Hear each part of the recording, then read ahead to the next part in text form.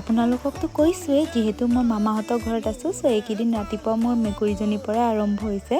তাৰপৰা মামায়ে যিহেতু আলু ৰুই আছিলে ময়ো ফাৰ্ষ্ট টাইমৰ কাৰণে ট্ৰাই কৰিলোঁ আৰু মামাকো ময়ো অলপমান হেল্প কৰি দিলোঁ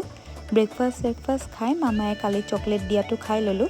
গা পা ধুই ময়ো ওলাই গৈছিলোঁ ভাইটিৰ লগত তেতিয়াই দেখিলোঁ যে আগফালেদি মাছৰুম বিক্ৰী কৰি আছিলে সেয়ে আমিও অলপমান ল'লোঁ তাৰপৰা ভাইটি আৰু মই বজাৰলৈ গ'লোঁ